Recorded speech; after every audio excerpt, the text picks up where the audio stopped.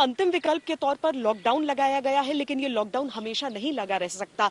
इसीलिए वैक्सीन की रफ्तार को बहुत तेज करने की आवश्यकता इस समय देश में महसूस की जा रही है। कोरोना के खिलाफ ये लड़ाई तब तक पूरी नहीं हो सकती जब तक एक निश्चित आबादी को, एक निर्धारित आबादी को दोनों डोज वैक्सीन के लग जाएं।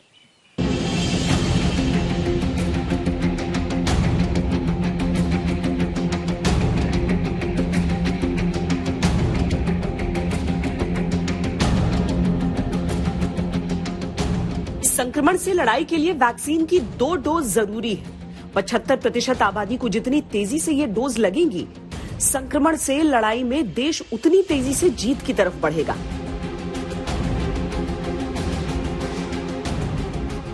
लेकिन ये कितनी जल्दी संभव है, ये बड़ा सवाल है।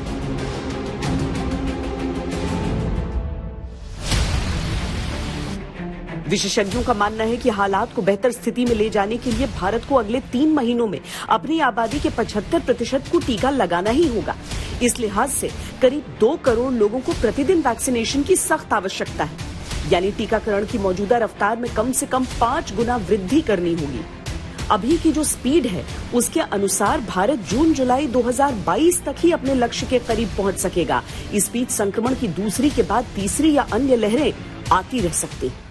वैक्सीन को लेकर जो अफवाहें फैलाई गईं, दुष्प्रचार किए गए, उन्होंने वैक्सीनेशन की रफ्तार को कमजोर किया।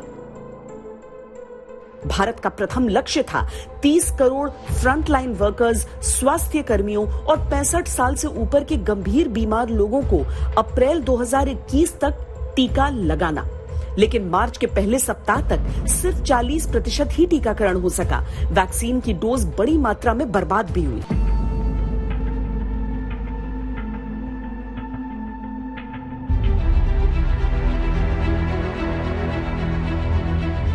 वैक्सीनेशन की रफ्तार को तेजी से बढ़ाना ही संक्रमण से लड़ाई के लिए सबसे बड़ी जरूरत है। वैक्सीनेशन के अलावा वैक्सीन की सुलभता बड़ी चुनौती बनी रहेगी। सरकारों को बहुत संवेदनशील होकर इस दिशा में काम करना होगा। राजनीति के लिए बाद में बहुत समय बचेगा।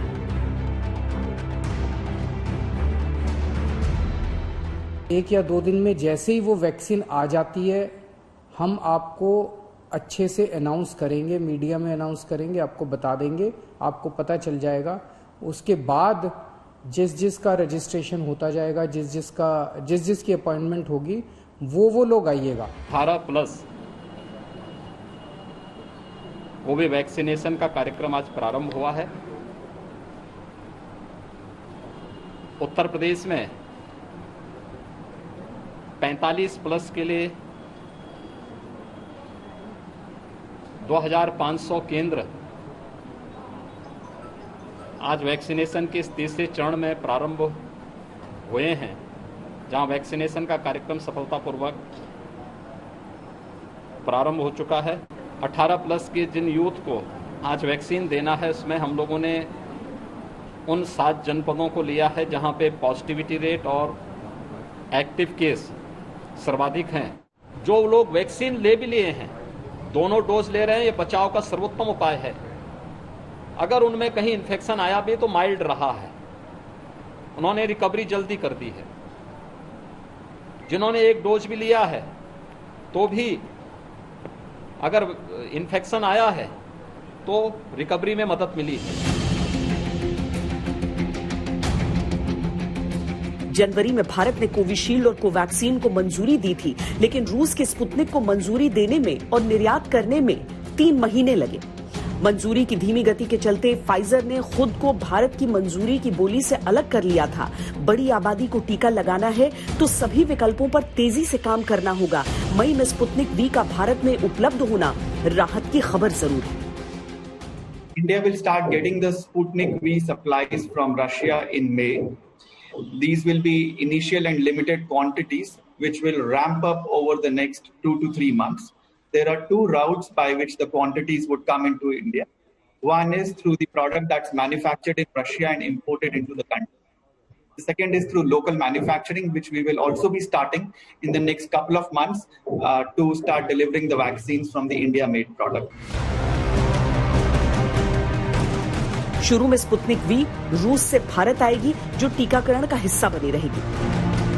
लेकिन जून महीने में भारत में बनी स्पुतनिक भी उपलब्ध होगी। स्पुतनिक वी ने भारत के 6 मैन्युफैक्चरर्स के साथ तैयारी कर ली। कोरोना संक्रमण का सबसे खतरनाक पक्ष है उसका बार बार रूप बदलना।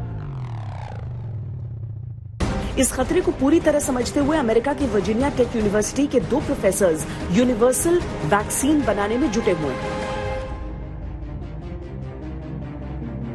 कोरोना वायरस का जो प्रोटीन है, एस प्रोटीन है या स्पाइक प्रोटीन है, जिसकी मिसाल मैं बहुत आसानी से इस तरह से दे सकता हूं कि आल्पिन का जो हेड होता है वो कोरोना वायरस का स्पाइक प्रोटीन है, और उस हेड के अंदर इतनी सलाहियत है कि वो 4 या 5 हज़ार तरीके के मोज़ैक बना सकता है। अभी इसने चंद मोज़ैक बनाए हैं जिसको हमने रिसर्च जीनोमिक स्टडीज से पता लगाया है। इसके बाद ये क्या करेगा कि ये और नए मोज़ैक्स बनाएगा। तो आर्टिफिशियल इंटेलिजेंस के ज़रिए से और सेलुलर स्टडीज़ के ज़रिए से और बायोकेमिस्ट्री से मुख्तलिफ साइंटिस्ट इकट्ठे होकर उन मोज़ैक को एक जगह रखेंगे। जैसे कई दुकानों से हम रसगुल्ले लाकर एक प्लेट में रख लें और उस प्लेट में सब रसगुल्लों को मिला दें और उसका जो शीरीनी निकले उसके खिलाफ हम वैक्सीन डेवलप करें।